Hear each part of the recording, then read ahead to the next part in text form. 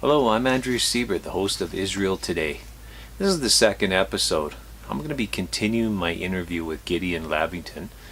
He's a host of a program called Holy Scriptures and Israel on WDCX. And as I've been speaking to him in this past interview, I just gleaned so much from him. And maybe you will too. And it's just amazing that in 1948, Israel was rebirthed as a nation. Prophecy was fulfilled. And, you know, I'm thinking of the scripture in Matthew chapter 2. Jesus was born in Bethlehem in Judea during the reign of King Herod. And you know what? King Herod was a ruler under the authority of the Roman occupying forces. And he sought out to kill Jesus as an infant. It goes on further to say that about that time some wise men from eastern lands arrived in Jerusalem asking, "Where is the newborn King of the Jews?" And you know, when my wife and I went to Bethlehem, we found out not only where roughly the site of Jesus was born, but also there was a catacomb of infants that was discovered some time ago, and some of the locals there told me that was where King Herod had basically buried the infants that he killed, thinking he would get Jesus. But obviously we know that Mary and Joseph fled to Egypt and later returned to Israel. So it's just fascinating to me just to hear and see the land of Israel and all the tales involved in visiting these sites. So I just hope you glean some nuggets from Gideon as he shares. And I'm also going to present a few more clips of some footage that we shot in Israel. So thank you for joining in.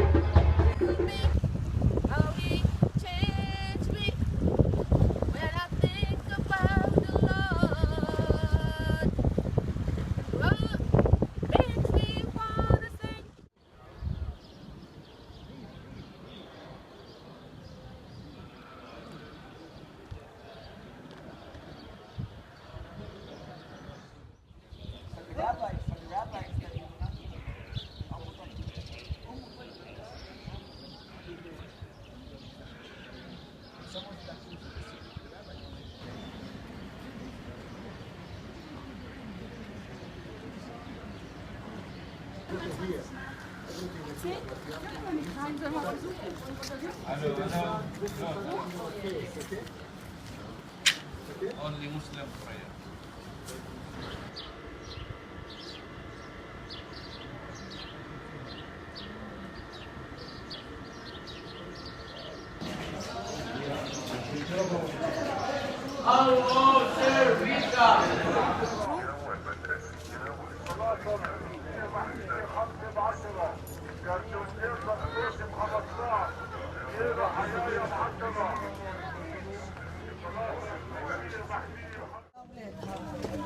أسماء خليك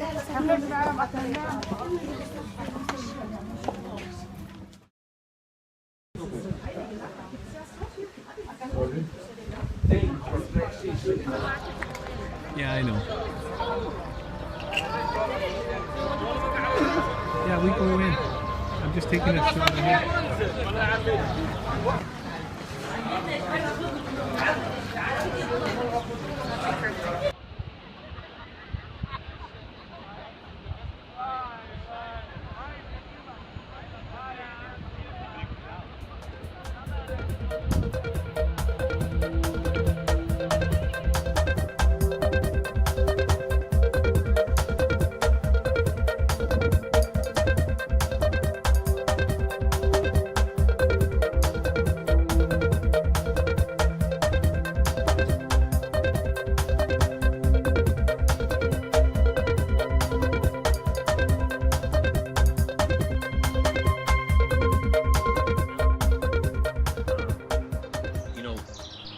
you came to the Lord, Irene was a big influence in that.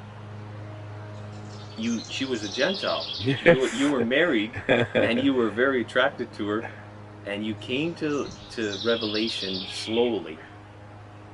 How long did that take? Like I was reading about it. How was it a thing over a year or two? Like were you trying to just research Jesus? What was it? Like how did it go?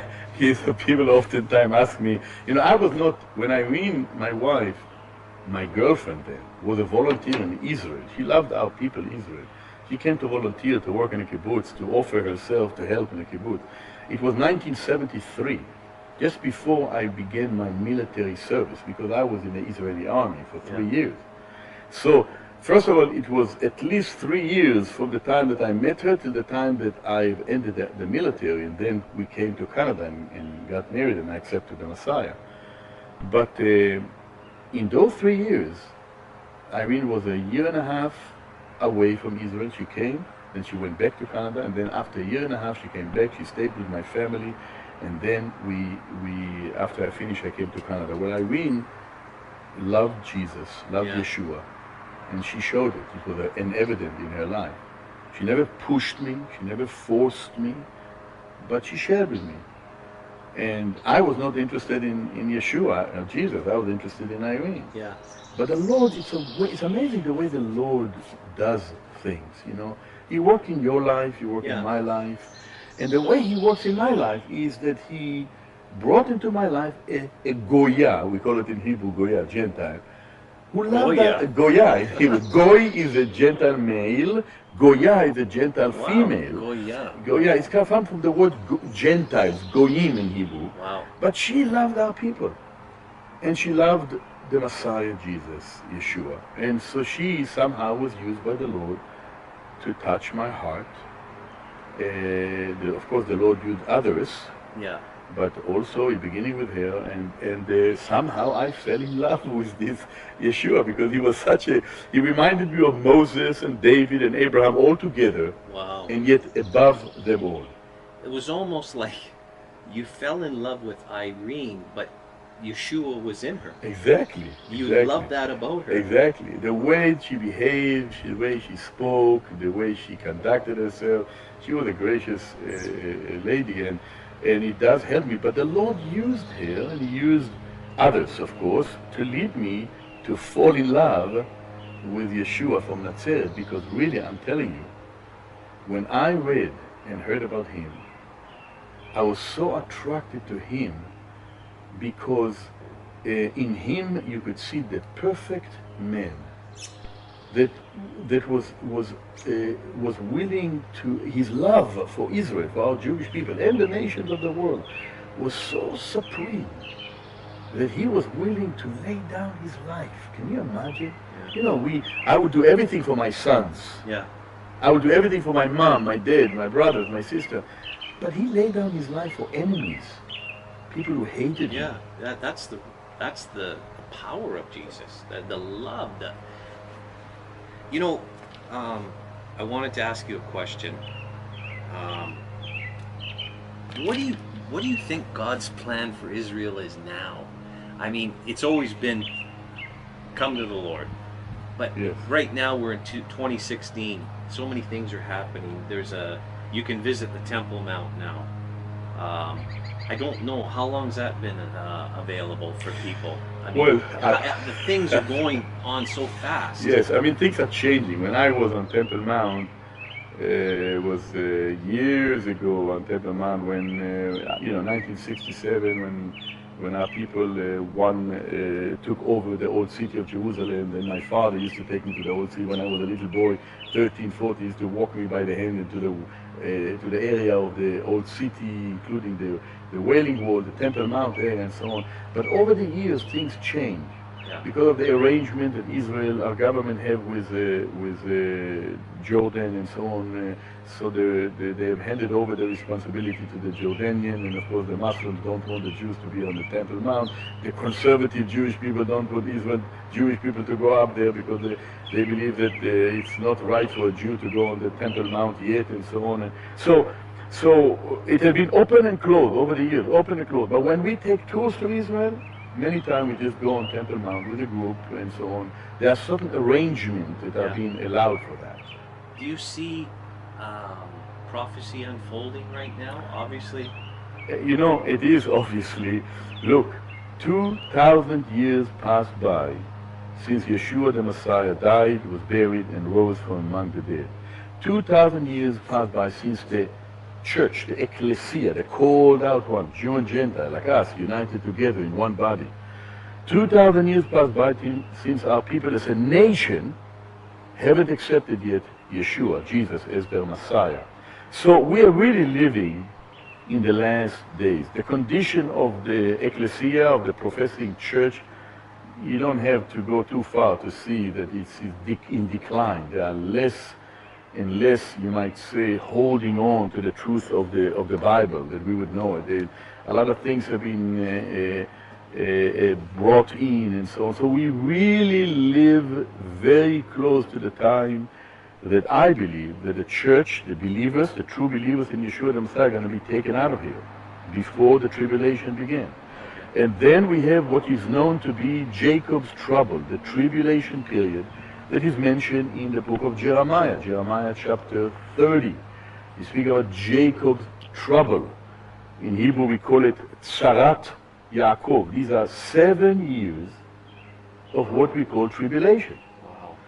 Israel will experience trials like never before. But at the end of the 7 years, our people as a nation will recognize that Yeshua, Jesus, is the Messiah, and they're going to say to him, Baruch haba b'shem Adonai, blessed is he that cometh in the name of the Lord. Wow.